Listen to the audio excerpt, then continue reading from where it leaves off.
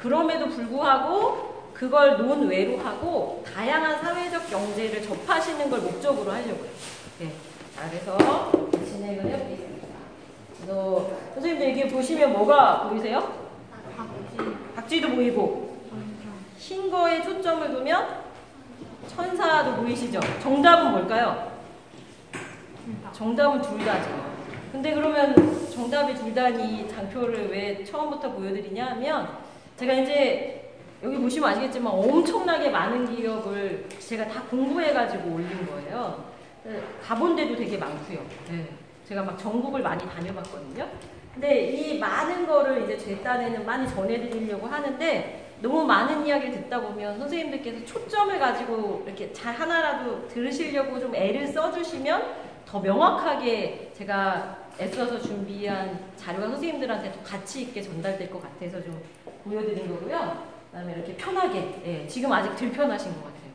저는 이제 선생님들 안산에 좋은 선생님들하고 좀 안면도 트고 알게 된다라는 기쁜 마음으로 왔어요. 선생님들 오늘 일과가 되게 힘드셨나요? 네, 편하게 그냥 중간에 궁금한 거 있으면 질의해 주셔도 되고요. 편하게 그냥 이렇게 오손도손 이야기 나눈다 생각하시면 될 것 같고요. 두 가지만 이제 말씀드리는데 이거는 뭐 걱정이 없습니다. 피곤하겠지만 벌써 선생님들 25분이 지나갔습니다. 중간에 제가 한 10분 쉬는 시간 드릴 거거든요. 그러면 이제 얼마 안 남았어요. 생각보다. 네, 금방 시간이 갈 테니까. 그 다음에 이제 요거는 조금 우리가 분발을 하면 더 좋을 것 같은데 남들이 웃으면 따라 웃는 센스 정도는 살짝 지금도 웃으시는 타이밍인데 네, 이 친구를 좀 만나서 제가 식사 대접을 해야 되는데 이 친구 허락을 안 받고 제가 이 사진을 쓰고 있어요. 네, 혹시 이 친구를 만나게 되면 저를 이렇게 만나서 밥 한번 산다는 사람이 있다 이렇게 좀 얘기 좀 해주세요. 어쨌든 편하게 즐거운 마음으로 좀 시간을 같이 보냈으면 좋겠습니다. 자, 이제 본론으로 좀 들어가면요. 사회적 경제라는 게 이제는 이제 되게 많이 통용해서 쓰는 말인데 사회적 경제라는 게 우리가 생각하기에 일반적인 자본주의나 민법, 상법에서 존재하던 기존의 경제 조직하고 다른 가치를 가지고 있는 기업들을 사회적 경제라는 울타리 안에 집어넣기 시작했어요. 그래서 그 안에 보면 이렇게 비영리성의 법인이 있고 그다음에 협동조합이라는 법인이 있고 그 다음에 영리법인들이 있어요. 우리나라에서 경제활동을 하는 조직을 만들려면 이 세 가지 유형 중에 한 가지로 해야 되는 거죠.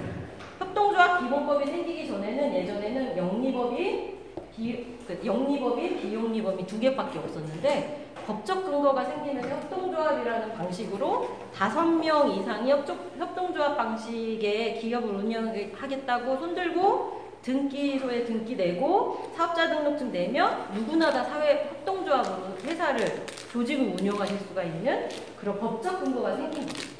그래서 그 안에 보면 비영리나 영리나 그 안에 보면은 약간 단체 성격이 있고 법인격이 있어요. 그래서 우리 보면 개인 사업자 그거는 영리 개인 회사죠. 그 다음에 고유번호증 비영리 단체자들. 이 곳들도 제한적으로 경제활동을 할 수가 있는 거죠. 그런데 주체성 있는 자기 의사결정권을 가지고 경제활동을 구체적으로 하는 것이 사람 인자를 쓴 법인들이에요. 그래서 사회적 경제 조직은 영리 법인이나 비영리 법인이나 그 다음에 협동조합 법인이면 다 진입할 수가 있어요. 그래서 이 협동조합은 그 안에 비영리성의 법인인 사회적 협동조합 법인이 있고요. 색깔이 같죠? 그 다음에 영리성의 일반 협동조합 법인이 있어요. 그래서 협동조합 하면은 다 나눠야 할 것 같고, 다 우리가 남이가 할 것 같잖아요. 근데 그거는 엄밀히 말하면 사회적 협동조합 비영리 법인격이고요. 일반적인 협동조합, 영리 협동조합은 이기적인 목적으로 시작하는 거예요. 어떤 이기적인?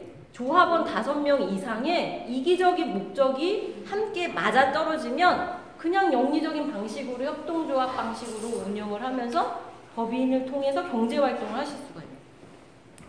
예를 들어 사회적 영리협동조합 중에 제일 대표적인 게 농협, 신협, 그 다음에 서울우유협동조합 이런 것들. 선생님들 그 기업들이 착할 것 같기는 하지만 반드시 착해야만 하는 기업이에요? 우리가 착하지 않으면 여기서의 착함은 자기의 이익을 극대화하는 반대편이라고 생각하시면 돼요. 네. 근데 그 반대로 그러면 이 세 협동조합이 자기 이익을 극대화한다고 해서 세상에 무리만 저지르지 않는다는 전제하에 그러면 야, 네 목적이 협동조합 목적이 맞지 않는 거 아니냐? 어떻게 아무리 세상에 나쁜 짓 안 한다고 하지만 네 욕심만 차려? 이렇게 말하지 않아도 되는 거잖아요. 그렇죠? 그래서 협동조합도 이렇게 영리협동조합이 있는 거예요. 그 다음에 비영리 협동조합도 있고. 그래서 이렇게 법인격 3개는 모두 다 4개죠. 사회적 경제 조직으로 활동할 수가 있고 국가나 지자체로부터 인가도 받을 수가 있는 거예요. 그래서 예를 들어 여기 보시면 사회적 경제와 관련되어 있는 정부 제도가 이렇게 크게 5가지가 있어요. 그래서 자활공동체라고 보건복지부에 보시면 기초생활수급자 뭐 이런 그런 계층이 있는가 하면 근로능력이 있지만 현재 경제적 상황이 어려운 대상을 자활대상자라고 해요. 그래서 그런 사람들이 특정 기간 동안 교육을 받고 창업이나 취업을 할 수 있는데 특히 창업을 한 기업을 자활공동체 자활기업이라고 해요. 얘는 하고 싶다고 아무나 할 수가 없어요. 자활 대상자여야만 해요.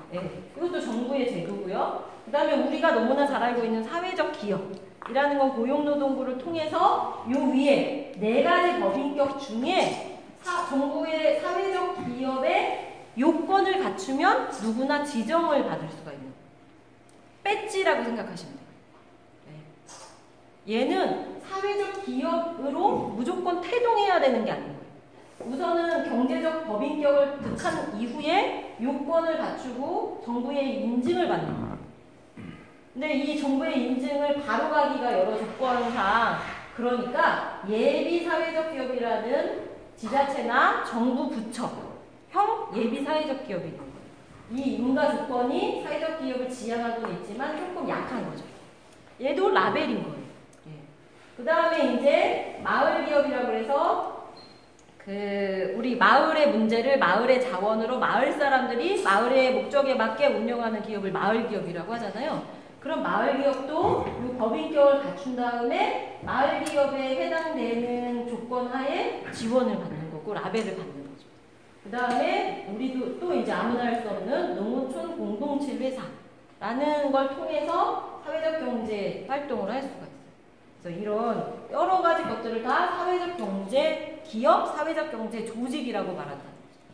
제가 이걸 보여드리는 이유는 제가 지금부터 이런 다양한 기업들을 교재를 보시면 아시겠지만 심지어는 여기에 사회혁신적인 소셜벤처나 공유기업이나 적정기술 기업까지도 다 함께 거론을 좀 드릴 거예요. 얘를 모두 광의의 사회적 경제 개념으로 보는 거예요. 아까 제가 2개의 큰 원이 있었잖아요. 요 위에 있는 거는 안에 있는 작은 법적인 사회적 경제를 말하는 거고 요 밑에 있는 이 넓은 것이 앞에도 보시면 요 밑에 공정무역, 커뮤니티 비즈니스, 뭐 지역화폐, 시민사회라는 취업기능, 자원, 로컬 푸드 등등등등은 다 넓은 의미의 사회적 경제 안에 들어있는 거예요. 자, 그래서 오늘은 넓은 의미의 사회적 경제를 모두 말씀을 드릴 거고요. 자, 그래서 이제 본격적으로 하나하나 좀 기업의 유형에 맞게 이야기를 좀 드려보려고 하는데요. 제일 사회적 경제에서 사실은 대표적인 우리나라에서 처음 제도가 도입된 유형이 사회적 기업이죠. 사회적 기업을 한번 좀 볼 텐데요. 동영상을 한번 보겠습니다. 보신 분도 있을 텐데요. 어떤 동영상보다 이게 제일 사회적 기업을 잘 설명하는 것 같아요. 우리나라로 치면 해남 땅끝마을 같은 데예요. 영국에. 성 빠져나가려면 파도처럼 이리저리 휩쓸리다 더 이상 갈 데 없는 사람들이 자리 잡는다. 우리도 그렇지만 여기가 이제 지역이 많이 죽고 가장 가난한 지역 젊은 사람들은 다 도시로 동걸로 가고 조용한 변화가 할머니하고 아이들만 이 동네에 있었던 거예요. 낙후된 동네였죠. 근데 여기 맛집이 생겼어요. 15 레스토랑. 이곳의 음식을 맛보려는 이유가 그냥 진짜로 괜찮은 맛집인 거예요. 그냥. 이 관광지 여기 때문에 가는 사람도 있고 빠져나오기 힘든 인테리어도 멋있죠. 네, 뭐 허름하고 이렇게 값싼 그런 식당은 아닌 것 같아요. 이들은 아름처럼 약물에 빠진 경험이 있거나 여기 주방장들은 다 타락교 청소년. 환경에서 자란 청소년들이다. 이 동네에 이들이 여기서 무료로 요리 수업을 받기 시작한 것도 벌써 6개월 전. 이 동영상이 2008년도에 만들었죠. 학교에서 수업을 받고 일주일에 4번은 이렇게 실전에 나선다. 하루는 학교 가고 나머지 4일 연습이라는 거예요. 비용은 자그마치 3만 파운드. 그 당시에 우리나라 돈으로 6천만 원씩이 한 아이의 교육비가 들어가요. 레스토랑에서 나오는 수익금 비용이기 때문에 큰 어려움 없이 정부나 어디서 조력을 받는 게 아니라 여기 수익금으로 다 하는 거예요.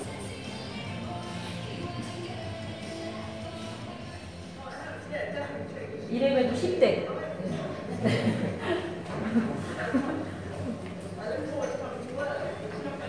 얼굴이 되게 좋아 보이죠?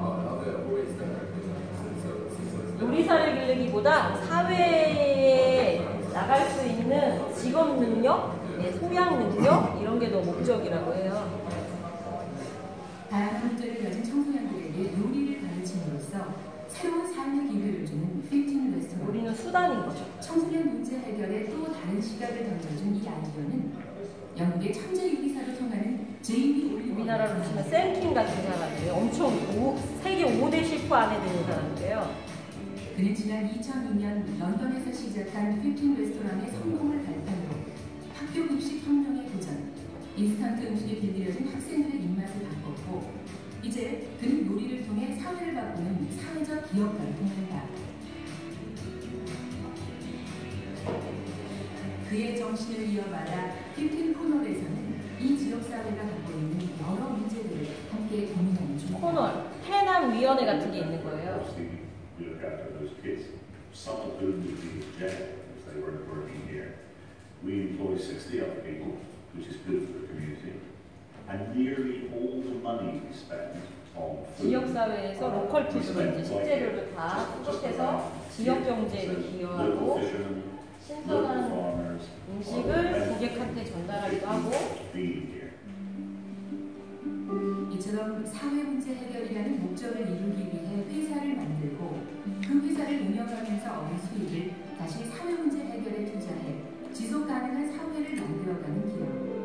이런 기업들을 우리는 사회적 기업이라고 부른다. 사회 문제를 경제적 방식으로 사회 목적에 맞게 지속 가능하게 운영하는 기업, 사회적 기업. 경제 위기가 가져온 빈곤과 실업, 양극화를 비롯한 여러 사회 문제들은 이제 정부나 기존 제도만으로는 해결할 수 없을 정도로 엄청나게 커졌다.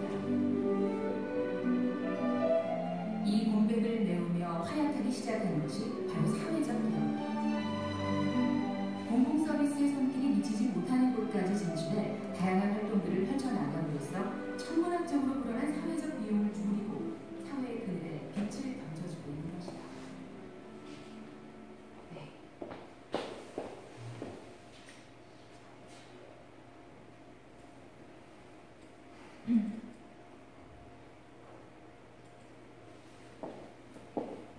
알고 계셨던 분도 있지만 이렇게 짧은 편집된 동영상을 보니까 한 번 더 임팩트 있게 강도 있게 조금 더 이해가 되셨을 것 같아요. 그래서 처음에 이제 런던에서 시작해서 해남에서도 청소년의 삶을 고민해주는 그런 요리사인데 요리라는 수단을 통해서 이 아이들의 지속 가능한 건강한 삶을 도모해주는 그런 경제 조직인 15 레스토랑을 운영하는 거죠.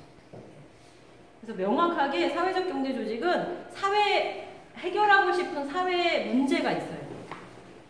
그리고 그 사회 문제의 지향 끝에 있는 소셜 미션이 있어야 되는데 그 사회 문제에서 소셜 미션까지 가는 그 과정을 경제적 방식으로 해결하면 사회적 기업, 영리법인을 통한 기업이라고 보시면 되고 협동의 방식으로 해결하면 협동조합. 그리고 또 이제 뭐 다양한 방식들이 있죠. 대표적으로 크게 두 가지의 형식이 있으니까요. 선생님들도 뭐 많이 아실 것 같고요. 그래서 한국에서도 유사한 기업들이 있어요. 그래서 여기 보시면 여기가 이제 홍대에 있는 슬로비, 카페 슬로비였는데, 선생님들이 젠트리피케이션이라고 들어보셨죠? 이게 청년들이, 사실 우리 여기 시장도 약간 그 활성화되지 않았던 침체된 지역인데, 이런 곳에 청년 상인이나 아니면 상인들이나 사회적 경제 조직이 들어가서 열심히 그 지역을 일으켜 세워놓으면 누가 제일 좋아요? 건물주가 제일 좋죠.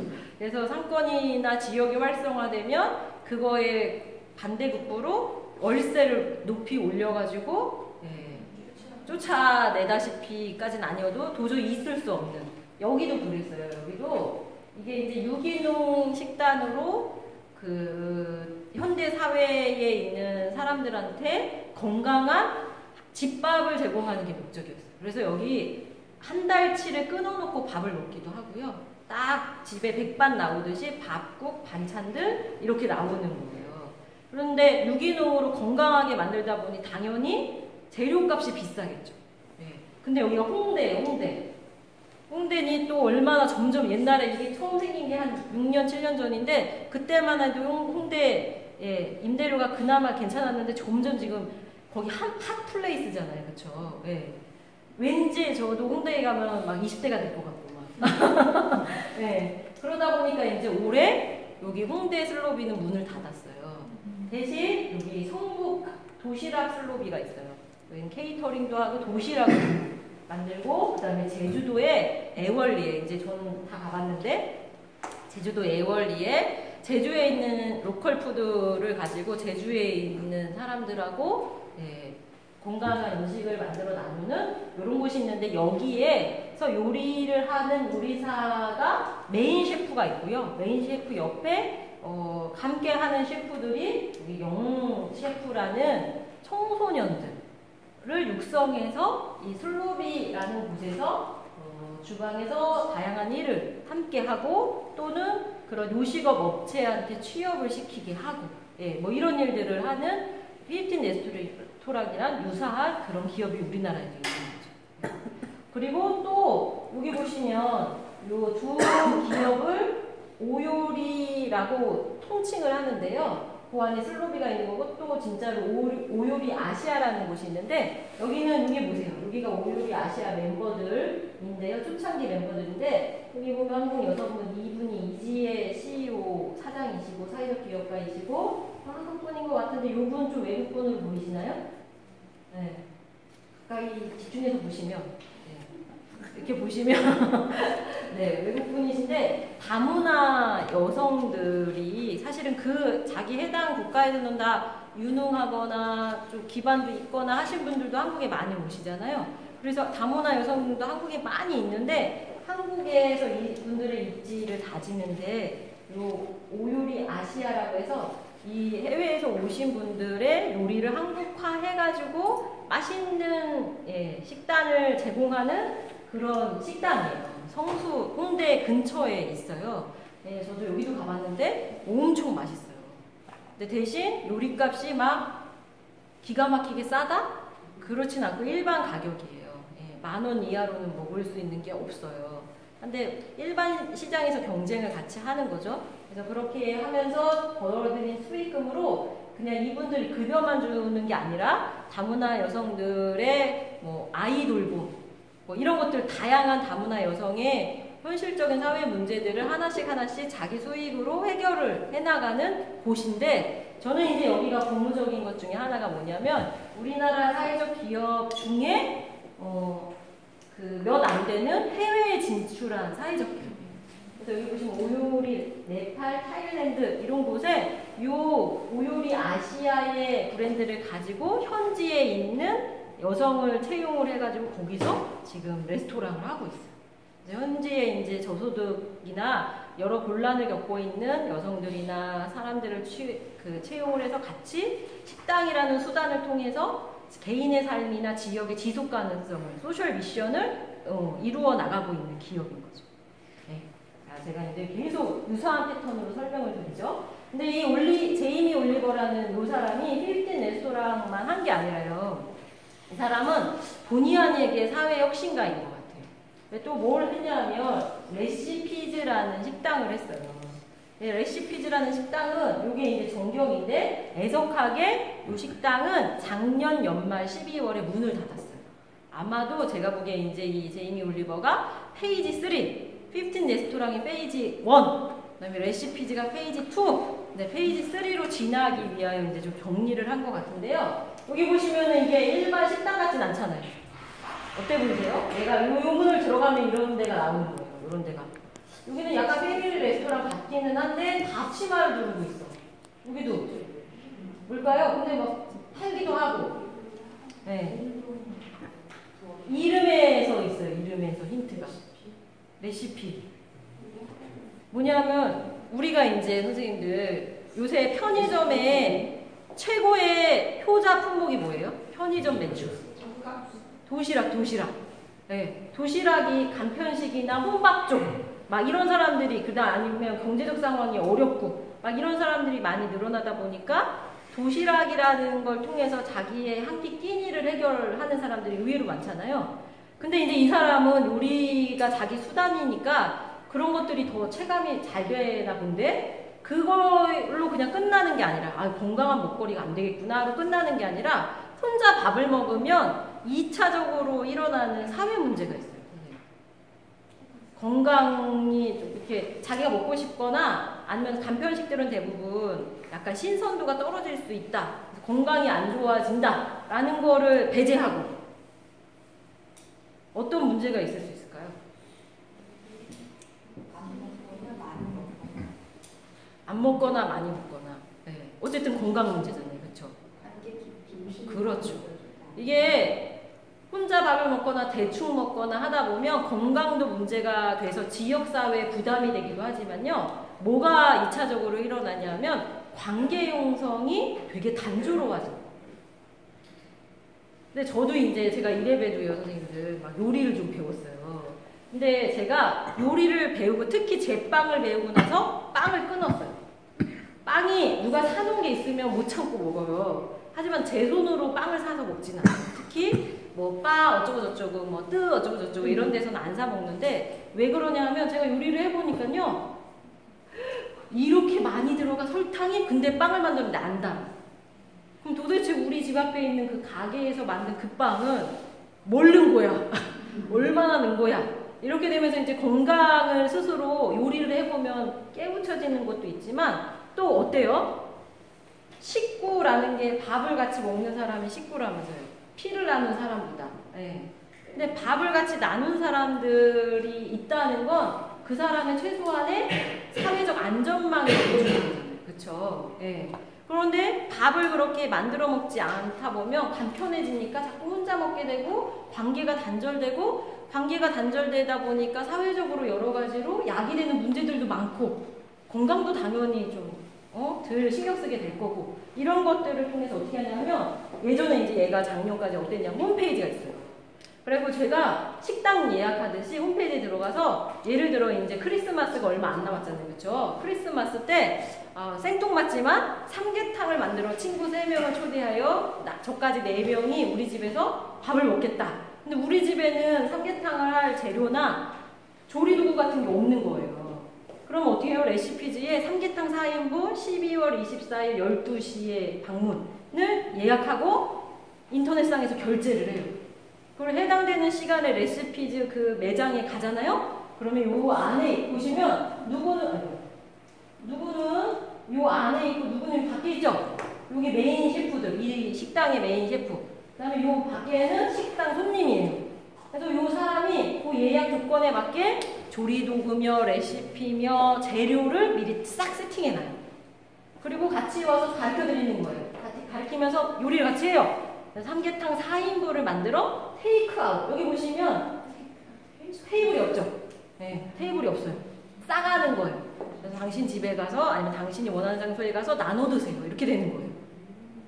네, 괜찮죠? 우리도 빨리 해요. 제이미 올리버한테 한번 메일 좀 보내고 왜 문 닫았는지 한번 확인한 다음에 해봐야 되겠어요. 근데 이렇게 되면 요리를 만들어 보면서 건강의 중요성, 아 이런 식재료를 이렇게 넣었더니 이렇게 되는구나, 저처럼 막 그거 깨우치게 되고 건강하게 먹게도 되고, 혼자 만들어 먹기도 하지만 대부분은 나눠 먹으려고 하다 보니 사람을 초대하고 관계가 생기고, 관계가 생기면 지역에 자연스럽게 문제들이 해결되고 하는 것들이 선순환이 되잖아요. 이런 사회적 기업도 있는 거죠. 그런데 이걸 만약에 우리나라에서 법적 사회적 경제 안에 집어넣으려고 하면 인가를 받을 수 있을까요, 없을까요? 우선 이들이 취약계층이냐를 묻겠죠. 네. 그런데 전문직으로 종사하는 사람 중에 취약계층이 풍기현상이 일어났어요, 선생님들. 사회적 경제 조직, 특히 일자리 창출형은 취약계층을 고용해야 되잖아요. 그래서 취약계층을 구하기가 어려워요. 네, 취업난에. 그래서 여기, 근데 거기다가 요리까지 잘하는 하늘의 별따기죠. 예. 그래서 여기가 취약계층이냐 이거 묻겠죠. 아니면 방문하는 사람 중에 취약계층한테는 싸게 주냐, 공짜로 주냐 이런 거 묻는 거예요, 우리나라는. 예. 이런 거 요건을 안 갖추면 우리나라의 법적 사회적 경제 안에 들 수가 없는 거예요. 하지만 광범위하게 생각한다면 지금 말한 이 제이미 올리버의 레시피즈, 15 레스토랑 어때요? 사회적으로 충분히 가치가 있잖아요. 그쵸? 네. 그래서 이렇게 넓은 의미로는 다 가치 있는 사회적 경제일 수 있는 건데, 한국의 법적 상황하고는 좀 결부를 시켜보는 걸 논의로 하셔야 돼요. 자, 여기서 이제 처음 나오는 좋은 사례이기 때문에 제가 좀 구체적으로 말씀드린 거고요. 이제부터는 이제 가볍게 막 넘어가 볼 텐데요. 얘는 뭐냐면요, 선생님들. 열정대학이라는 비인가 대안대학이에요. 네.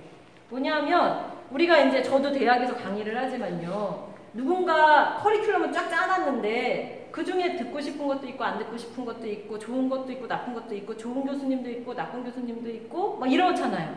아니면 내가 배우고 싶은 게 하나도 없기도 하고. 어떻게 하느냐, 이 열정대학에 제가 무언가 하고 싶은 게 있어요. 예를 들어 소셜 디자이너 해서 지역 운동가가 되고 싶은데 우리나라에 지역 운동가를 양성하는 그런 대학이 없어요. 과가 없어. 그러면 제가 열정대학에 과를 스스로 개설하는 거예요. 그래서 지역혁신과를, 지역혁신 뭐 육성과 뭐 이런 거를 제가 만드는 거예요. 그래서 스스로 커리큘럼도 짜고 여기 대학에서 지원도 받고 동일한 관심이 있는 다른 친구들도 우리 과에 같이 지원을 해서 동기도 막 생기고. 이게 이제 선생님들, 이게 광의의 개념의 사회적 경제는요, 제 또래 이상은 이해하기가 좀 어려운 기업들이 있어요. 열정대학이 그래서 도대체 뭔 대학이고 뭘 배울 수는 있는 거야 싶은데, 이 안에서 치열하게 자기 스스로 요건에 맞게 커리큘럼을 짜요. 그래서 예를 들어 지역운동가가 되고 싶다. 근데 그 중에 지역운동가는 현장성이 있어야 되니까 우리 사회에서 제일 사실은 리더급에 해당되는 지역혁신가가 박원순 시장이잖아요. 그래서 나는 박원순 시장을 뭐 5주차에는 가서 인터뷰를 하겠다. 이걸 스스로 계획을 세우는 거예요. 자기도 조절로. 네. 그래서 그 과정들을 요건 여기에 있는 합칙에 맞게 이수를 하면 여기서 나오는 비공식 학위증이지만 학위를 받고 대신 뭐예요? 내용적으로는 충분히 그 해당되는 과의 내용을 습득하는 거죠. 우리 대학하고 반대죠. 우리 대학은 내용은 하나도 몰라도 그냥 몸만 거기 가 있고 시험만 대충 보면은 학위가 나오잖아요. 솔직히 스카이가 아닌 이상. 그렇지 않아요? 선생님 너무 동감하시면 티나요. 네, 그렇잖아요. 예, 이런 대학도 있어요. 그 다음에 이 친구는 누가 가르치는 사람이 있을 수도 있고 없을 수도 있어요. 아니요, 다양한 방식으로 해요. 예를 들어 이런 데 와서 내가 지역 운동가가 되는 과를 개설을 했는데 사회적 경제, 사회적 기업과 관심 있다. 그러면 여기하고 연계 수업이라고 자기가 지칭하고 여기 와서 이 수업을 듣는 거예요. 그럼 학점을 이수하는 거예요. 우리는 이해가 안 되죠. 말 같지도 않은 대학이지요. 기성세대가 보기에. 그러니까 네? 돈을 최소화는 내는 거죠. 학사 관리를 좀 해야 되니까.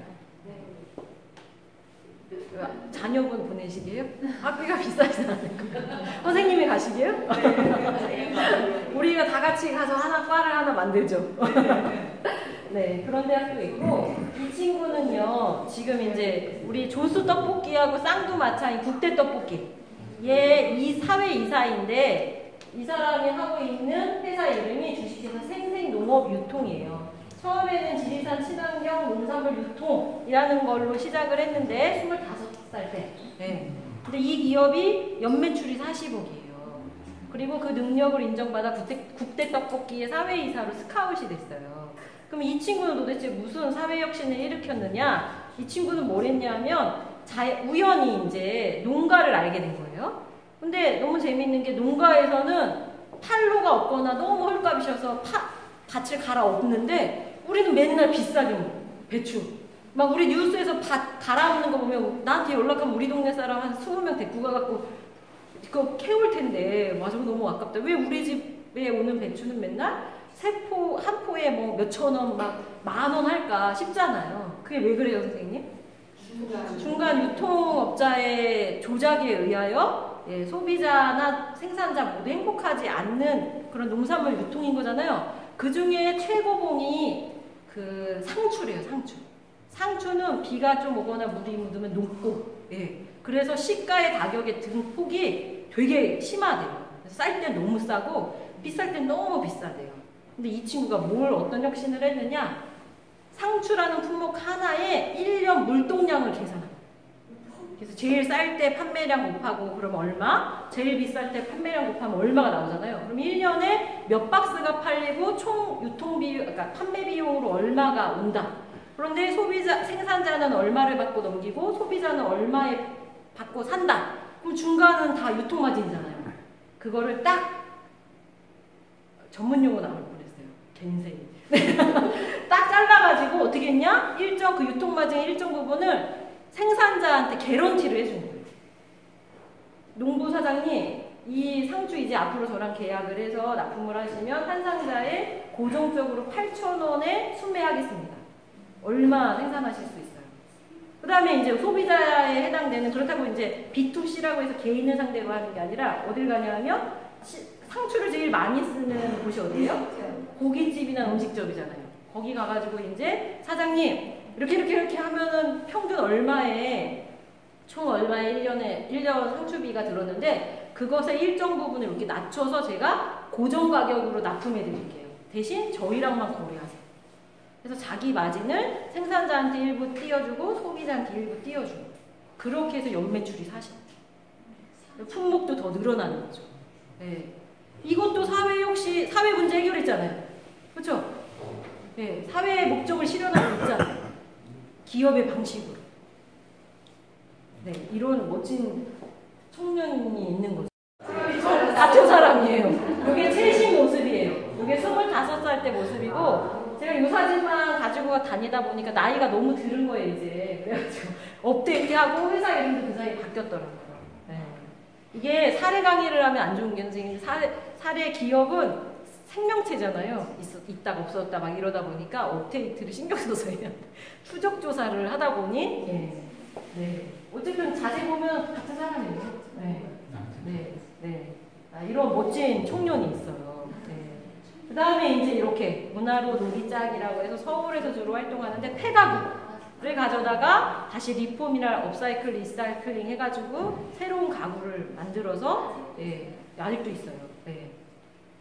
서울에서 이제 어떤 행사가 하면 예를 들어 이렇게 서울의 입간판 같은 거 행사에 이런 거 여기서 예, 납품하기도 하고 내부 거래를 많이 하는 거죠. 그 다음에 이제 이건 뭐냐면 패스트 패션이라고 해서 선생님들 우리 H&M 뭐 다음에 뭐죠?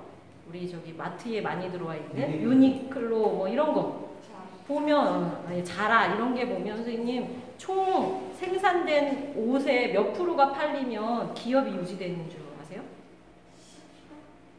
예, 뭐 10% 25%만 팔리고 나머지는 다 예, 소각되거나 폐기돼도 기업이 유지된대요. 대신 빨리빨리 많이 여러 종류로 예, 만들어내서 계속 팔리게 하면 되는 거예요. 그러다 보니 나머지 75%나 90%의 옷들은 사실 옷이 없어서 헐벗는 사람도 있는가 하면 그냥 사용되지도 않고 멀쩡한 옷이 그냥 폐기되기도 하는 거예요. 그래서 이 친구들은 어떻게 했냐면 오르그닷이라고 해서 패스트 패션을 지양하고 오가나이제이션 패션을 지향하는 거예요.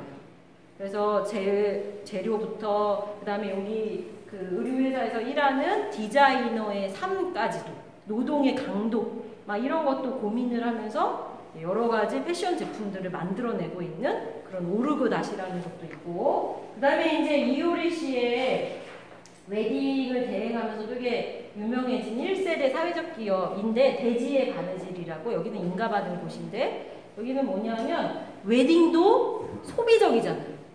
네. 왜요? 부케 한 번 들었다 없애고, 그 다음에 드레스 한 번 빌려 입는데 몇십만 원부터 몇백만 원이고, 막 연예인들 막 웨딩 드레스 하나 뭐 2천만 원이다 이런 거 나오고, 막 우리 이런 거 알고 싶지 않은데 다 알려주고 막 그렇잖아요.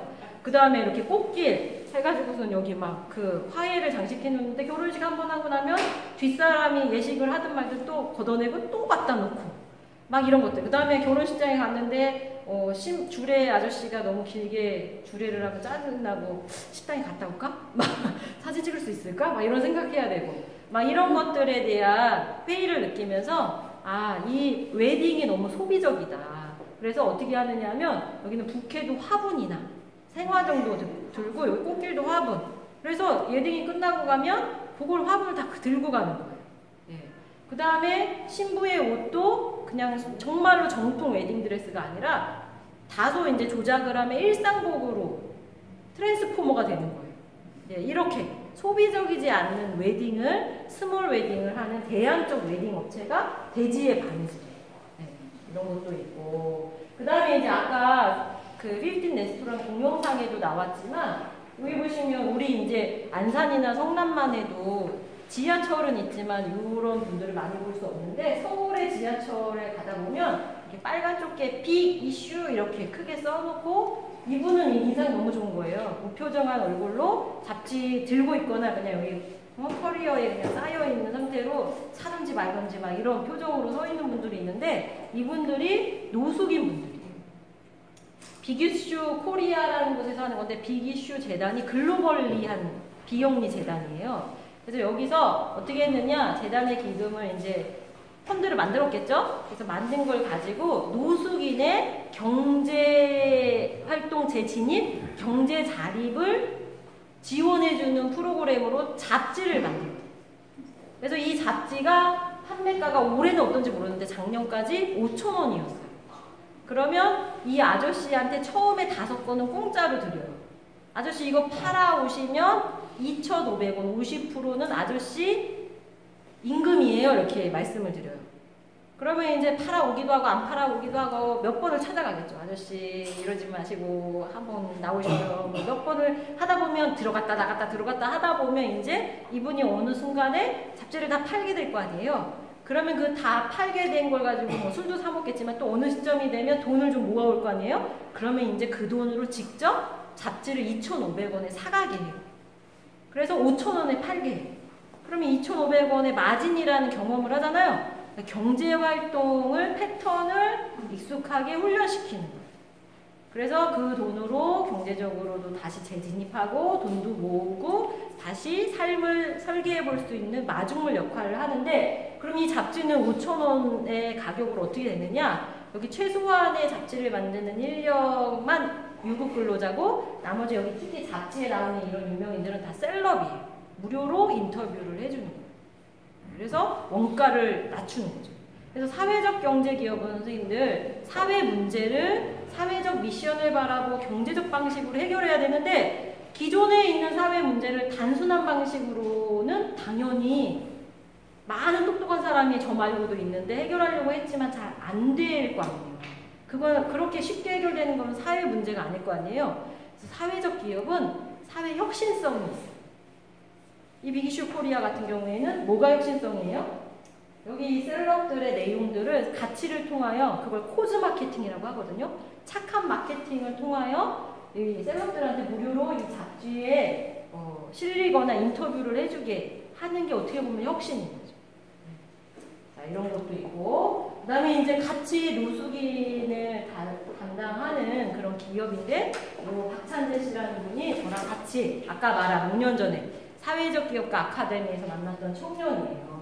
그때는 대학생이었는데 이제는 뭐 거의 군대 갔다 와서 대학생이니까 지금은 30 좀 넘었을 것 같은데 이 친구가 서울 성수동에서 두손이라는 회사를 하고 있는데 여기 보시면 지금 현재 노숙인, 고용된 노숙인이 훨씬 더 많으신데 이제 얼굴 같은 게 이렇게 드러나는 게 껄끄러우실 수도 있으니까 이 두 분만 대표적으로 얼굴이 보여지는데 이 두 분이 원래 노숙인 생활을 좀 하셨던 분들 그리고 인근에 있는 사람들은 다 청년 같이 소셜벤처를 이끄는 종사자인 건데 이 친구는 그때도 물어봤는데 왜 명확하지는 않은데 노숙인 문제 그렇게 아기 때부터 대학생 때부터 노숙인의 삶을 개선해주고 싶은 그런 꿈이 있었던 거예요. 그래서 처음 사회적 기업 같이 다닐 때 사업계획서 내잖아요. 그럼 심사위원들이 그때는 이런 비즈니스 모델이 없었어요. 그냥 노숙인 문제를 해결하겠대. 그러다 보니까 막 뭐 주변에 노숙인이 있냐, 네가 노숙인 해본 적이 있냐, 무슨 노숙인이 있냐, 말도 안 된다, 이걸 해서 되겠니 막 이랬는데 엄청 잘 나가는 기업이에요. 매출도 되게 높고 뭘 어떻게 했냐면 이제 노숙인들하고 처음에 종이 옷걸이를 만들어서 팔았어요. 향기 나는 종이 옷걸이. 그래서 옷걸이가 종이로 되는 거예요.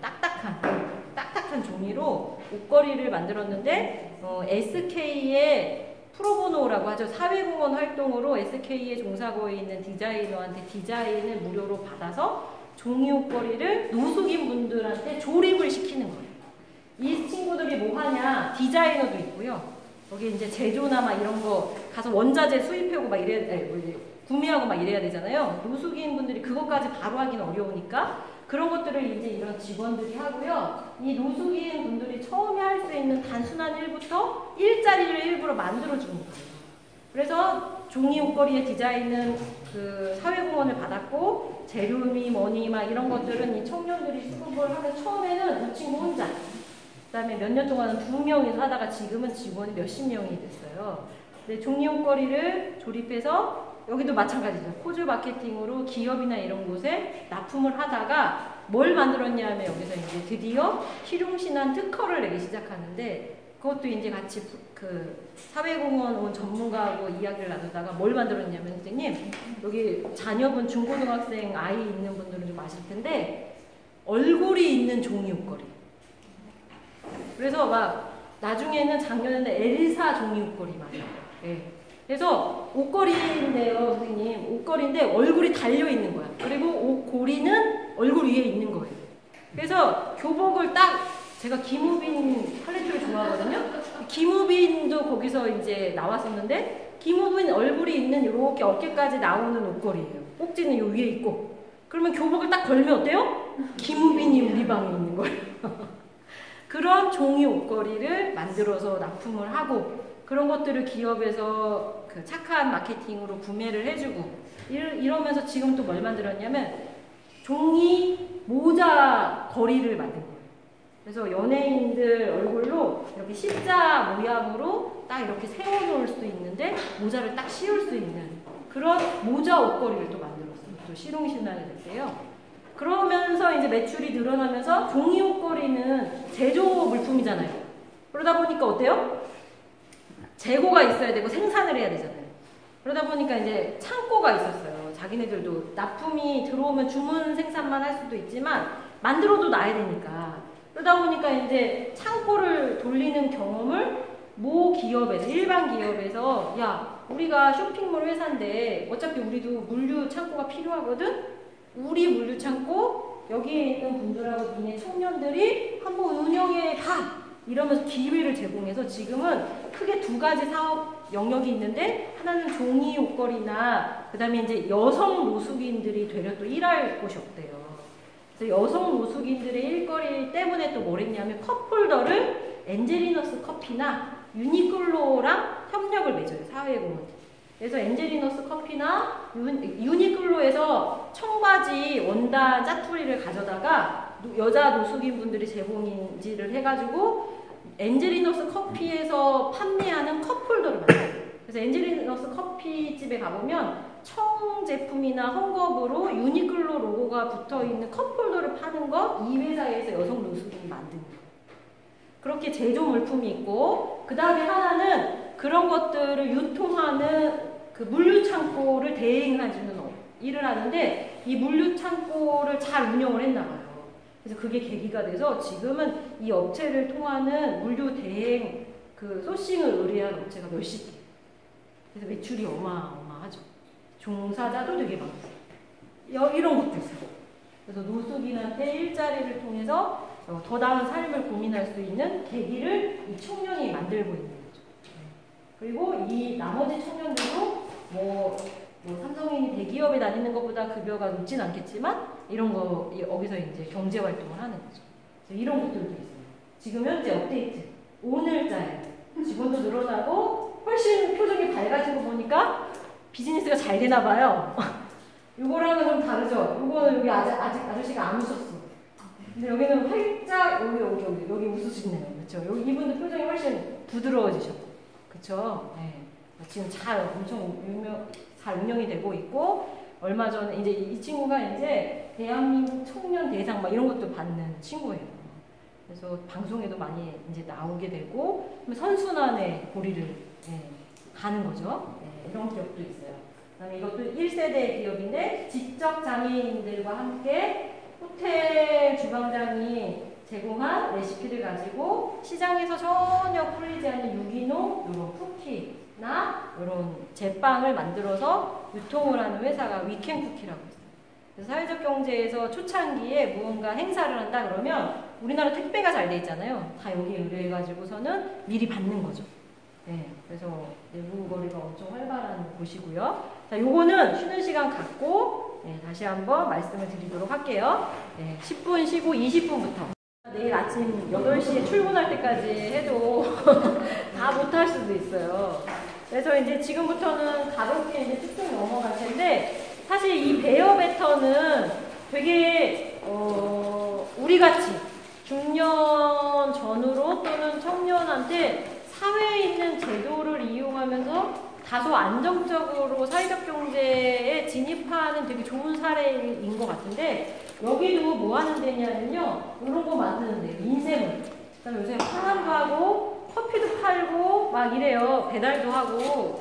근데 그럼 무슨 사회적 기업이냐 싶잖아요. 여기 일하는 친구들이 아까 위켄쿠키랑 유사하게 정신지체 장애인들이 일을 해요.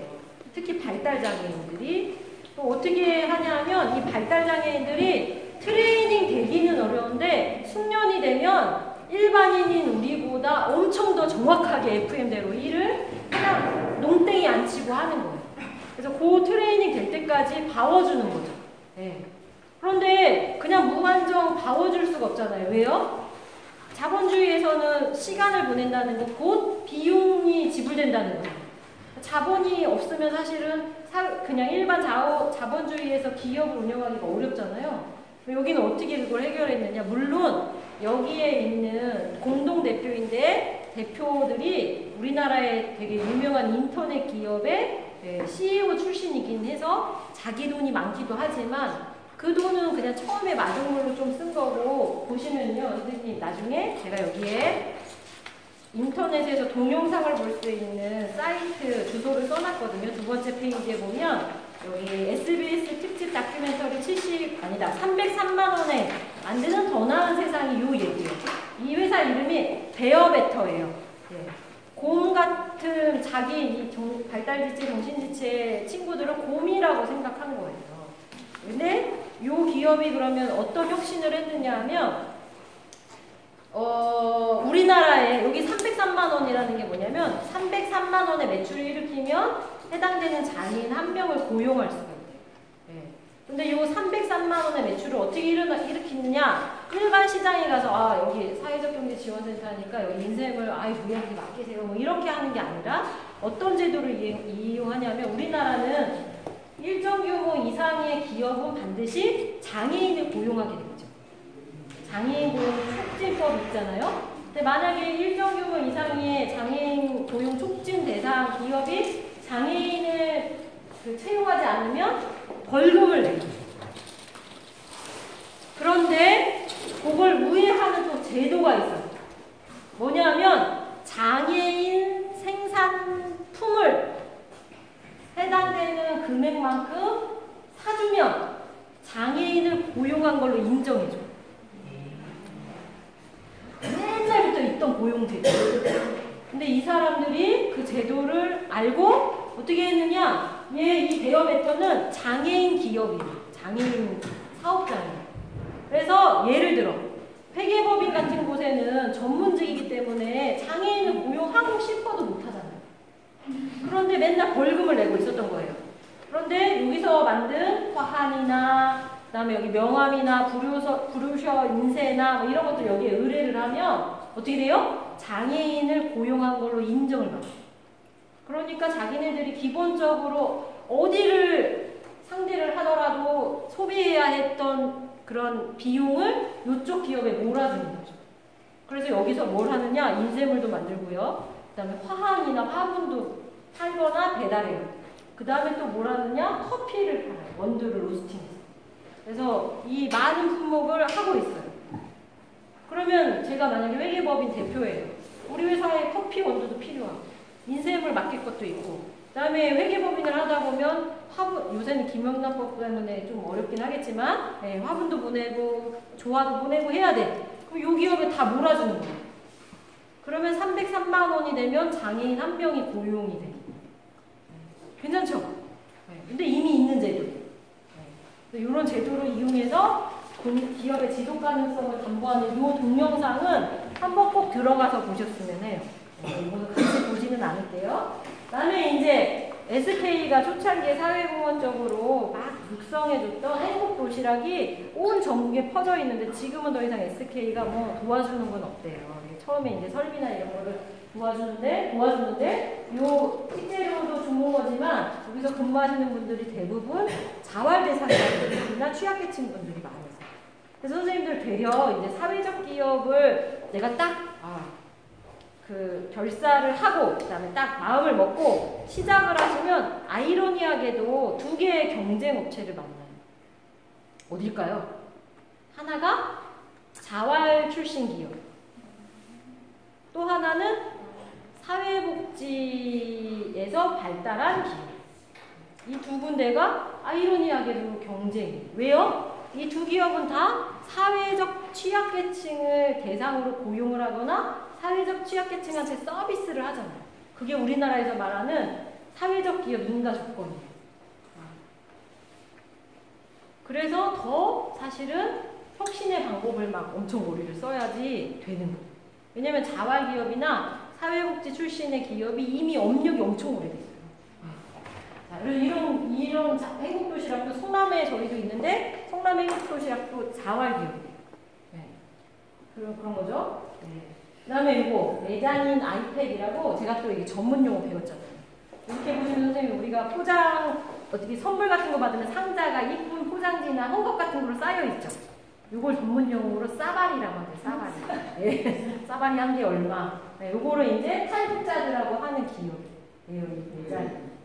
그래서 포장재를 만드는 그런데 탈북자를 고용해서 세터민을 고용해서 하고 있는 곳이고 이게 왜 이제 성남에도 있고 춘천에도 있는데 도시 혁신용으로 시니어 회사인데 뭐냐면 또 하나 만나는 아까 말하는 두 번째 사회적 기업을 그냥 일반 자연인이 시작했을 때 경쟁 중에 하나가 시민 사회복지기관 출신이라고 그랬잖아요. 여기 우리나라에 보면 노인 일자리 사업과 관련해서 그 뭐죠? 갑자기 생각이 안 나네요. 노인 일자리 사업에 있어요. 제도가. 제가 이제 생각나면 말씀드릴게요. 그 제도 하에서 만들어진 그런 기업인데 55세 이상의 시니어들을 IT 교육을 시켜요. 네이버하고 업무 협약을 맺었는데 뭐라느냐? 온라인상에서 보시면 컴퓨터가 걸러내지 못하는 유해한 컨텐츠 내용들이 있잖아요. 이분들이 파트타임으로 로테이션을 하면서 자기가 희망하는 시간, 나는 아침잠이 없어. 그럼 아침 타임 하고, 나는 밤늦게 활동하는 게 좋아. 그러면 오후 근무하고, 이런 식으로 자기가 지정한 근무 시간을 활용해서 사람이 온라인 콘텐츠를 검열하는 거예요. 그래서 유해한 콘텐츠를 걸러서 네이버 본사에 알려줘. 그러면 그걸 삭제하는 거예요. 기업한테도 필요하죠. 노인한테도 되게 뭐 이렇게 최신의 일자리입니다. 이런 기업이 에버영 코리아라고 성남 통안에서 시작을 했는데 지금 춘천에도 지점이 있어요. 네. 근데 이게 사회복지기관에서 시작한 노인 일자리 사업이에요. 그래서 그렇게 되고요. 그 다음에 이제 바라봄 사진관이라고 해서 은퇴하신 그 직장인 시니어가 한 분 계셨는데 사진 찍기가 취미였는데 이분이 사진이라는 자기 재능을 가지고 지역사회에 여러 좋은 일을 하면서 사진으로 수익을 바라는데 그 중에 하나 어떤 걸 하냐면 가족 사진이나 영정 사진을 찍지 못하는 취약계층의 사진은 무료로 찍어줘요. 네, 자기 수익으로. 이렇게 이런 기업도 있고, 그 다음에 이건 방과후. 우리 이제 도시에서는 할 수 있겠죠. 방과후와 관련되어 있는 사회적 기업도 있고, 방과후 선생님이랑 학부모가 모여서 예, 이렇게 방과후 교실을 운영하는 회사를 하기도 하는 거예요. 그 다음에 이것도 그렇죠. 생태 공동체에서 특히 생태교육과 관련돼서 방과후 활동이나 지역 활동을 하는 그런 기업도 있고요. 요거는 이제 소랑설레 말이 많은데 히엘이라고 면세점에 가면 있어요. 공항 면세점, 백화점 면세점에 가면 있는 그냥 일반 화장품 같은 곳인데 여기가 이제 되게 오래된 기업인데 여기 연도도 나오죠. 1851년. 이 서구에서 산업화가 막 치닫고 있을 때 최초로 원료에 대한 고민을 하고 그 다음에 써보고 마음에 안 들거나 부작용이 생기면 반품을 하게 하고 샘플을 제공하고 하면서 소비자를 생각해주는 그런 기업 중에 하나예요. 지금은 다 마케팅이죠. 근데 요 당시만 해도 되게 착한 기업의 유형이었던 거예요. 그래서 지금은 거의 사회적 기업의 옷이 느껴지지는 않는데 그 출발은 약간 그런 사회적 기업스러운 게 있었던 거죠. 그 다음에 이게 에코준이라고 해서 옥수수 분말이 친환경 물질이잖아요. 우리가 이런 종이컵이나 페트병이 땅이나 내몰이 되면 분해하는데 되게 오래 걸려서 환경에 오염이 있잖아요. 그래서 분해가 잘 되는 친환경 물질로 이런 제품들을 만들어 갖고 소비하면 참 좋겠는데 되게 비싸거나 만들기 어렵거나 막 이렇잖아요. 근데 이 에코준에 있는 사장이 약간 이제 드론이나 3D 프린터랑 똑같은 거예요. 이 옥수수 분말이라는 친환경 물질의 그런 기술이 공개되어 있는 거예요. 특허가 끝났어요. 그래서 누구나 만들 수 있대요. 근데 그 원리를 가져다가 시장 가격에 최대한 맞게 제품을 만드는 메커니즘을 이분이 만드신 거예요. 그래서 너무 비싸지 않은데 품질도 괜찮은 친환경 이런 플라스틱 대체 용품을 만드는 회사인데 요 사장님이 디자이너 출신이세요. 근데 자기가 생태나 환경에 대한 고민이 있다 보니까 그런 것에 관심을 갖고 연구를 하던 끝에 옥수수 분말로 이런 다양한 요거 되게 인기 있는 거고 요거 뭐냐면 선생님 텀블러 같은 컵인데 이렇게 홈이 파여 있어서 팁에 이렇게 쫙 거는 그런 이것도 시동신한 제품인데 그런 제품도 있고 한 요런 기업도 있어요. 고준 그 다음에 이제 콘삭스 여기는 옥수수 분말로 양말을 만드는 거 그런 기업도 있고 커민이라고 해서 이 도시에 막 이렇게 널려있는 폐 컴퓨터를 모아다가 다시 쓸 수 있는 컴퓨터로 재조립하는 거예요. 전자제품이나 이런 거 가지고. 그 다음에 이분은 되게 유명한 사회적 기업가이세요. 그 다음에 이제 좀 젊은 분들도 있으니까 트리플래닛이라고 해서 기부를 재미있는 방식으로 하는 사회혁신 기업들이 있어요. 그래서 컴퓨터 어플이에요. 스마트폰 어플이에요. 트리플래닛을 다운받아가지고 뭐를 해야 돼요? 나무에 물도 주고 영양제도 주고 노라도 주고 하면 나무가 커요. 근데 그 나무가 클 때 기업 광고가 떠요. 그러면 그 기업이 제가 이 기업 광고를 본 만큼 그 트리플래닛에 기부를 하는데 그러면 그 기부된 금액 중에 일정 부분 운영비를 제외한 나머지로 지구에 황폐화되어 있는 특정 프로젝트를 수행해서 나무를 심어요. 나는 단순히 게임을 하는데 그리고 그냥 뭐 어디서나 볼 수 있는 그런 그 광고를 스마트폰을 통해서 보는데 그 스마트폰에 광고한 기업이 광고비를 이 곳에 기부를 하는데 그냥 비용으로 지불하는 게 아니라 일정 부분 많은 돈이 세상에 좋은 일로 재투자되게 하는 그런 스마트폰 게임 회사예요. 이런 것도 있고요. 그 다음에 이제 이게 이제 요새 핫한데 또 아까도 말한 것처럼 사회적 기업인데 야 말이 돼? 이게 왜 사회적 기업이야? 아닌 것 같은데 왜 이런 거에 또 최첨단에 있는 기업인데 제너럴 바이오라는 곳이에요. 저 지방에 있는데 환경, 친환경 이런 화학 제품을 만드는 곳이에요. 세제도 있고 아이 것도 있고 뭐 청소 세제도 있고 막 이런데 여기가 지금 사회적 기업 중에 최초로 상장을 준비하고 있어요. 투자도 되게 몇십억 받기도 하고 그 다음에 이제 또 선생님들 우리나라의 사회적 기업은 너무 답답하고 한계가 있어. 그래서 근데 좀 착한 기업으로 인증받고 싶어 하는 기업들이 인증을 신청하는 제도가 글로벌한 제도가 있는데 비코프라는 게 있어요. 네. 베네피코프의 약어예요. 네. BCORP로 검색을 하면 나오는데 이 기업 아까 에코준 이런 데 우리나라에 7개만 지금 글로벌 비코프 인증을 받았어요. 그래서 그 비코프 인증은 몇백 개의 문항이 있어요. 자기가 거기에 자기 평가를 하는 거예요. 우린 해당돼. 예를 들어 뭐까지 있냐면 지구에 기여하는 거. 왜냐하면 사회적 경제라는 거 지속 가능해야 되는데 그 중에 우리 인간의 제일 바탕이 지구잖아요. 네. 그리고 투명하게 경영하는 거. 그 다음에 고용 문제를 일으키지 않는가 막 이런 별 말도 뭐 진짜 몇백 개를 물어봐요.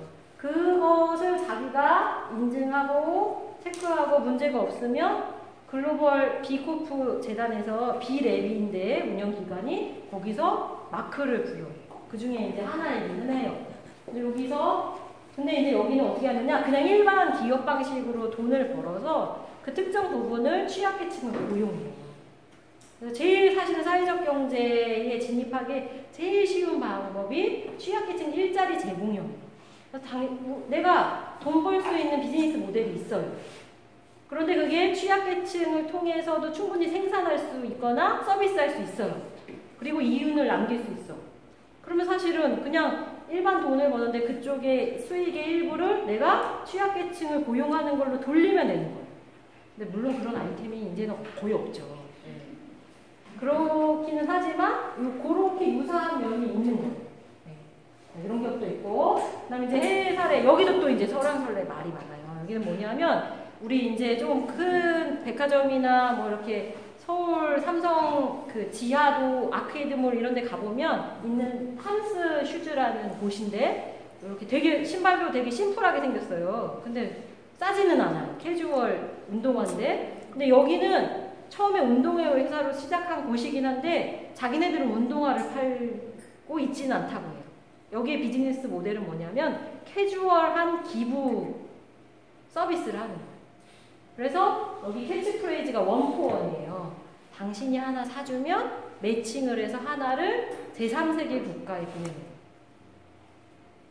우리는 신발 장사가 아니라 당신이 기부를 하고 싶지만 부담도 되고 얘네가 잘 운영을 할까 싶기도 하고 우선 한 번만 하고 싶기도 하고 막 인연 맺는 것도 부담되고 이런 캐주얼한 기부를 하고 싶은 현대인의 심리를 신발이라는 매개를 통해서 들어주는 그런 소셜 회사인 거예요.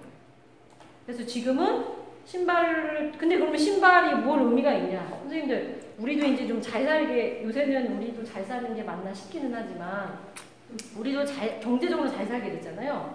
근데 제3세계 국가나 후진국은 진짜 이해할 수 없는 제도들이 있는 거예요. 예를 들어, 제3세계 국가는 아이들이 신발을 신지 않으면 학교를 못 오고, 교복을 입지 않으면 학교 입장을 못 해요. 그래서 신발이 하나 생기면 월요일은 제일 큰 형님이 학교 갔다 오고 둘째 날은 맞든 안 맞든 상관없는 거예요. 그냥 끌고라도 가야 되는 거예요.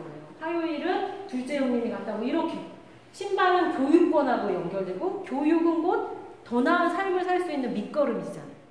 그래서 여기서 제공하는 기부하는 신발이 제3세계 국가의 아이들의 삶에 기여하는 거예요. 마찬가지로 이제 제3세계 국가나 후진국은 백내장 같은 수술을 사실 우리나라로 치면 한 20분이고 피도 안 난대요. 금방 한대요. 한쪽 눈씩 하면. 그런데 이런 나라들은 수술 비용이나 이런 것들이 천문학적으로 높은 거예요. 그래서 여기서 또 뭘 하느냐. 여기서 요새 3가지 제품을 파는데 신발은 그렇게 되고 안경을 팔아요. 안경택. 안경을 하나 사주면 그 돈을 모아갖고 이 백내장 수술을 해주는 거예요. 제3세계 국가. 그러면 시력을 확보한다는 게 그러면 또 어떻게 삶과 연결이 될까요? 대부분 제3세계 국가의 경제적으로 어려운 사람들은 노동 집약적인 일을 하겠죠. 노동은 대부분 눈이 보여야 할 거 아니에요. 눈이 보이지 않는다는 건 한 가정의 경제권이 상실된다는 뜻이에요. 그래서 이 사람의 눈을 고쳐주는 건 곧 그 가정을 살려주는 일인 거예요. 그 다음에 또 하나 파는 게 또 커피 원두 로스팅 팩을 팔아요. 그건 또 어떻게 연결했을까요? 커피 원두와 제일 중요한 재료가 뭐예요? 물. 그래서 커피 팩을 하나 살면 제3세계 국가에 깨끗한 우물을 파주는 일을 해줍니다. 이런 일들을 막 하고 있는 거죠. 사실은 여기 목록에 나와 있는 기업들 하나하나가 너무 다 가치 있고 재미있고 정말 세상에 기여하는 그런 아이템이어가지고 여기 키바는 또 뭐냐면 제3세계 국가에 여기는 이제 약간 우리나라 크라우드 펀딩하고 비슷한 비영리 법인인데 제가 이제 어떻게 서로 자력갱생하고 싶은 의지가 있는 좀 형편이 지금은 다소 어려운 제3세계 국가 여성이에요. 근데 시드머니, 종잣돈 조금만 있으면 내가 품을 팔든 재봉틀 하나가 있어. 어떻게 어렵게 구했어. 이걸로 옷을 만들어서 시장에 갖다 팔고 싶은데 그 종잣돈, 원단을 끊을 돈이 없는 거예요. 그러면 여기에다가 여기 지역마다 이런 사연을 발굴하는 코디네이터가 있어요. 이 키바에. 코디네이터가 그런 사람들을 인터뷰하고 진정성 있는지 이런 것들을 한 다음에 이 사이트에 스토리를 올려줘요. 그러면 저 같은 사람들이 이렇게 유닛이 정해져 있어요. 기부를 이 사람 너무 마음에 들고 안 됐고 나도 옛날에 이랬는데 제가 1000만 원 기부하겠어요. 이런 건 안 받아요.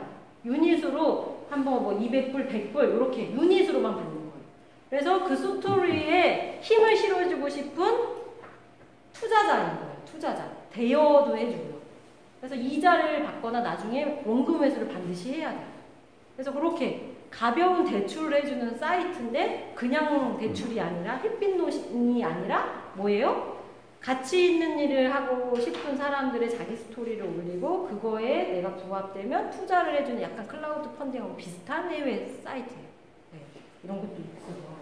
그래서 이런 것도 이게 이제 제가 사실은 좋아하는 여성분이에요. 이분 때문에 제가 사회적 경제 진입을 더 확고하게 마음을 먹었는데 뭐냐면 로보그라츠라는 분이고 이분이 하는 아큐먼 펀드라는 곳인데 여기 보시면 선생님들 누가 없어요? 누가? 남자가 없죠? 네, 아프리카 이 루안다라는 곳인데 아프리카 이 사람이 원래 월가에 있는 금융맨이었어요. 그런데 발령을 받은 거야. 여기 아프리카에 대부분 이런 국제기금 같은 게 많이 가 있잖아요. 근데 와 나를 이렇게 한직으로 몰다니 하면서 되게 그만둘까? 아니야 지금까지 너무 치열하게 살았으니까 가서 놀기나 해야 되겠다. 그리고 르완다에 갔는데 뭘 봤냐 하면 여기 보시면 여성들이 되게 가난하고 아이들하고 너무 어렵게 사는 거예요. 처음에는 욕을 했대요. 아니 이 게으른가? 길들을 안 해? 몸도 사지가 멀쩡한데 무슨 일이야 도대체? 왜 못 사는 거야? 이렇게 관심을 갖다 보니 알게 됐는데 뭐가 있냐면 내전이다 보니까 웬만한 남자는 다 총만 들 수 있으면 내전에 끌려가는 거예요. 전쟁통에 있거나 죽음을 맞이하는 거죠. 그래서 우리 집안에 남자가 없어요. 그러면 남자 없이도 뭐 사는 사람이 한두 명이야 쉽잖아요. 아까도 말했죠. 후진국일수록 말도 안 되는 제도예요. 이 나라는 어떤 말이 안 되는 제도가 있을까요? 여성은 금융거래를 할 수가 없어요. 여성은 은행을 들어갈 수가 없어요. 그래서 돈이 없으면 돈을 좀 빌려서라도 이자를 내서라도 내가 부가가치를 일으켜서 나도 먹고 살고 이자도 내고 할 수 있는데 그 돈을 빌릴 수가 없는 거예요. 정상적으로. 그래서 다 어떻게 돼요? 고리대금을 빌려요. 그리고 미친듯이 알고 봤더니 미친듯이 일을 하는 거예요. 그래봤자 이자 다 내고 원금도 못 갚고 그냥 식구끼리 빵 한 조각 먹으면 끝이에요. 이런 삶을 계속 살고 있는 거예요. 그래서 이 사람이 금융맨이다 보니까 그런 것들을 해결해주는 그런 펀드를 운영하는 그런 비영리 법인이에요. 이런 것도 있고요. 그래서 이제 사회적 기업 사례를 좀 자세하게 말씀드렸어요.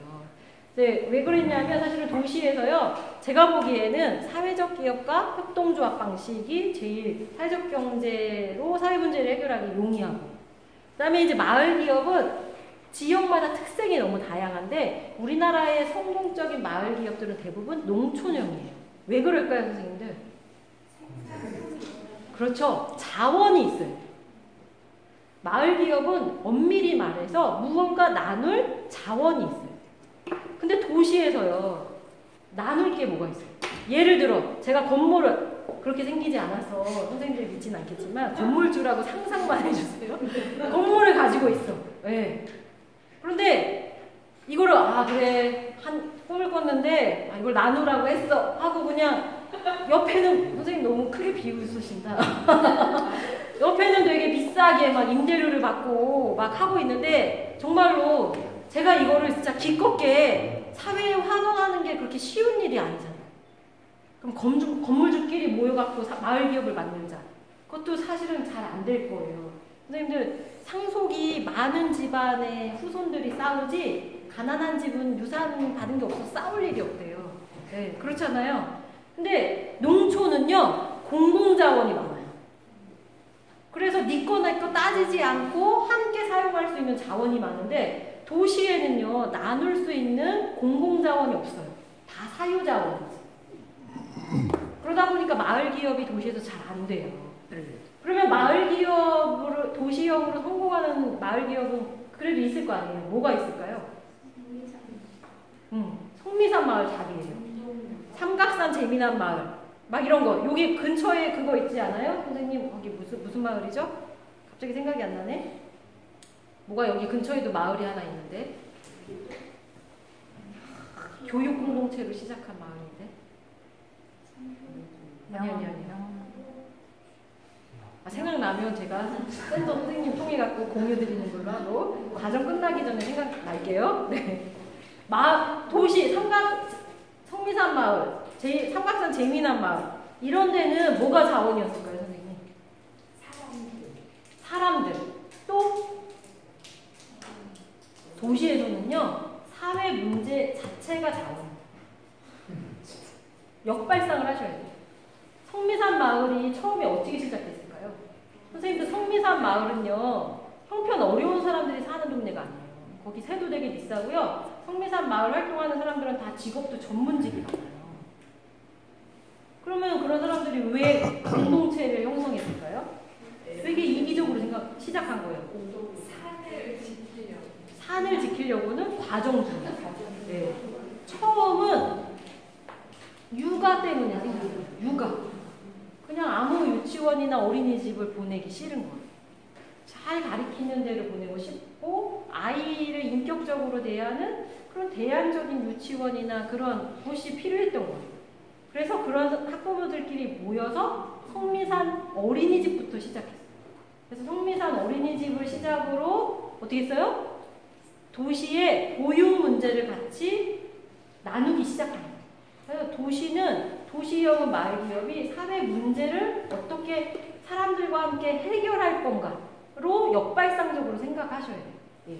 자, 이렇게 돼서 보시면 이렇게 성미산 마을, 이게 이제 성미산 마을의 태동이 어린이집이에요. 근데 요 애들이 어린이집을 졸업할 때가 됐어. 인근에 있는 초등학교를 보내기가 싫어. 그래서 어떻게 만들었어요? 성미산 초등학교. 여기 5년 전에 성미산 초등학교 6년제를 다니려면 5천만 원이 필요해요. 네, 사립 대안학교, 비인가 대안학교이기 때문에 학비며 뭐며 다 학부모가 내야 돼요. 네. 자, 그 다음에 이제 초등학교 졸업했어. 중학교를 가야 돼. 중학교 만들어. 중학교를 졸업했어. 고등학교를 가야 돼. 고등학교 만들어. 대학교는 안 만들었더라고요. 이런 일들이 일어나면서 거기에 이제 여러 사람이 모이고 자기네들도 업력이 쌓이다 보니까 작은 나무 카페, 동네, 부엌, 밥집, 소극장 막 이런 것들을 그 다음에 그러다 보니 뒤에 있는 산에 문제가 생겨갖고 그런 마을 운동 막 이런 것까지 다 전개가 된 거죠. 그러나 그 출발은 마을의 우리 삶의 사회 문제로 시작을 한 거예요, 사실. 네.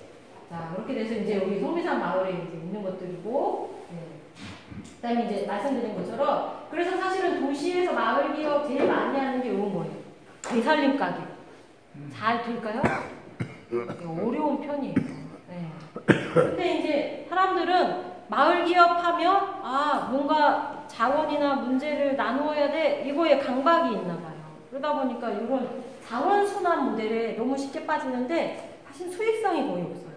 마을 기업은요, 선생님, 그 한 번 진입을 하면 초창기에 그냥 한 번 지원해주고 끝이에요. 사회적 기업은 좀 이렇게 단계별로 좀 상황이 되면은 조건에 맞으면 해주는데, 그래서 더 자립력이 떨어지는 거예요. 자, 그래서 지하철 막 이런 것들이 있고, 그 다음에 이제 또 뭐가 있어요? 성미산 마을에 공동주택이 있잖아요. 소행주라고.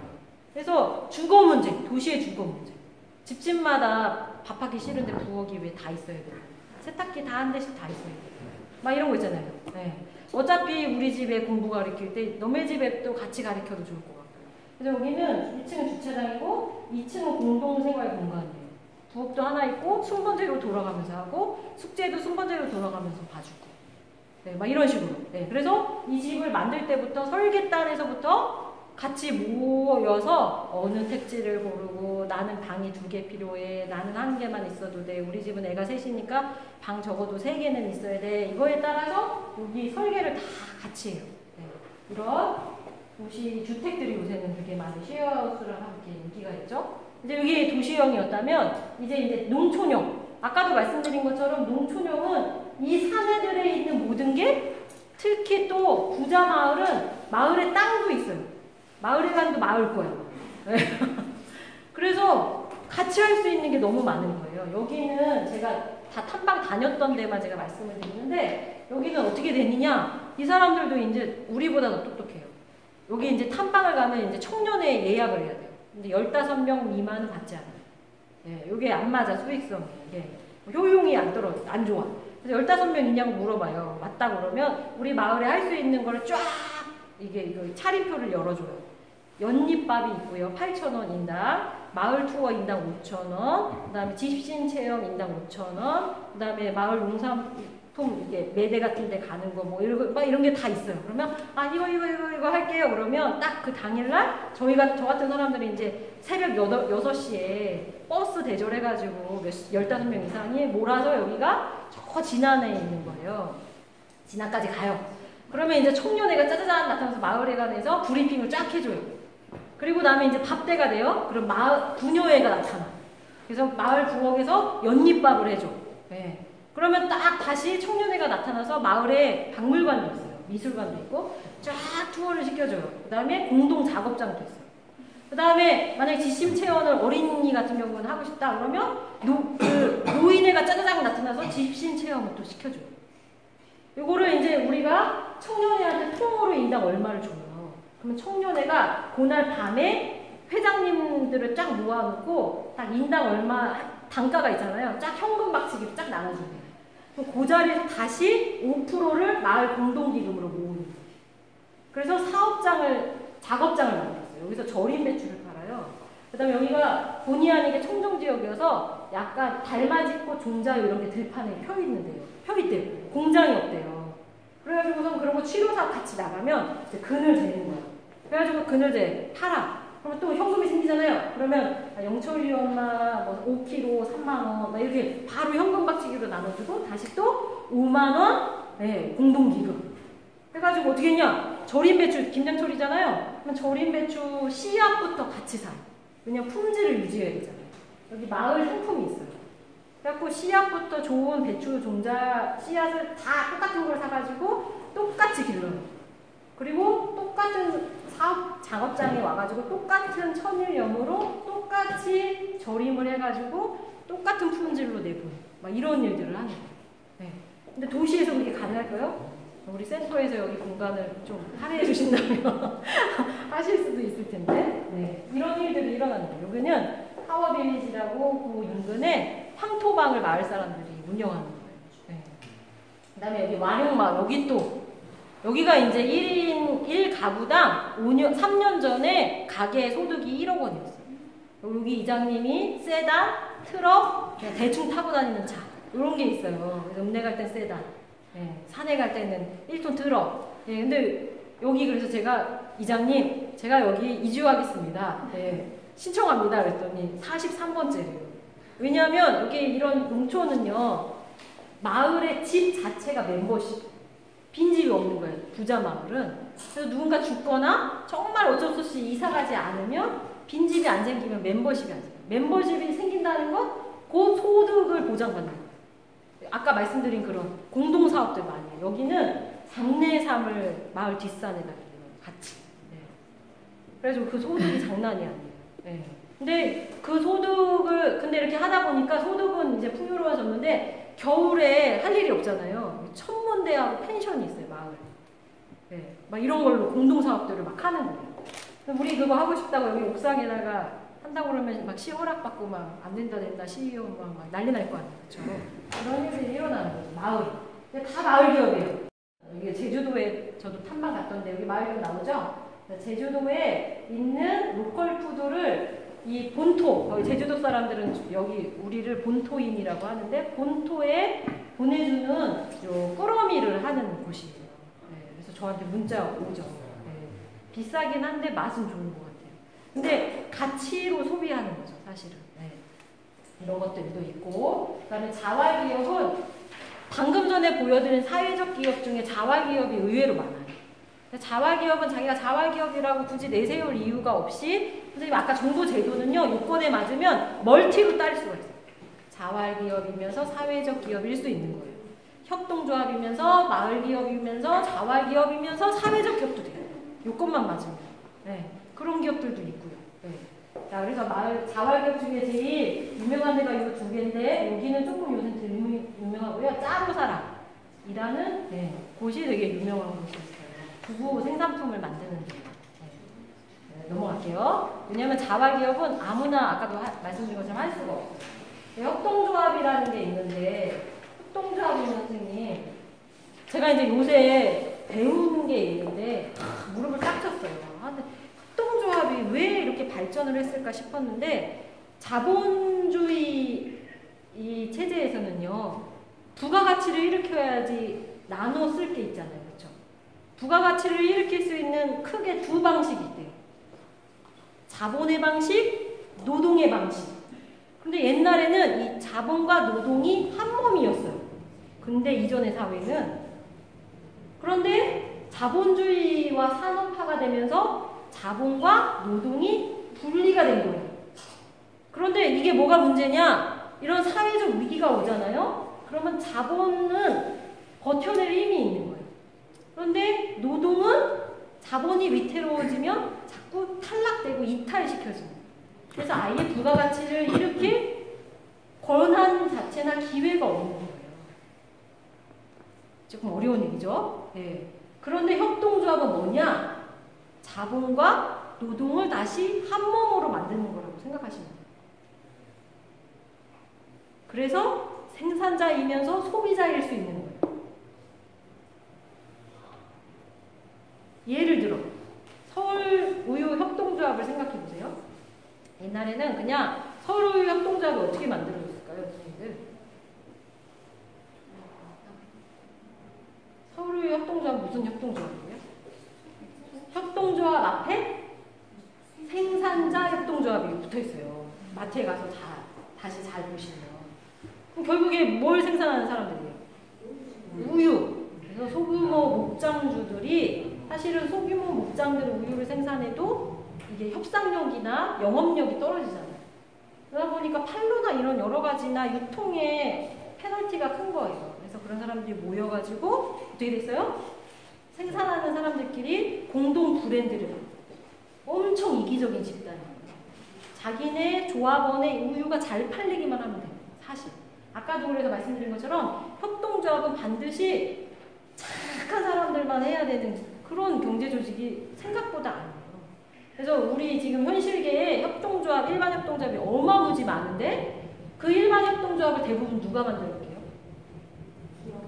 기업인들이 되게 많이 만들어요. 생산자 협동조합처럼. 네. 자, 기업도 5기업 이상이 모이면 협동조합을 만들 수가 있거든요. 사람처럼. 네. 자, 그렇게 되는데 여기 이런 거 넘어갈게요. 여기 있는 거 다 협동조합이잖아요.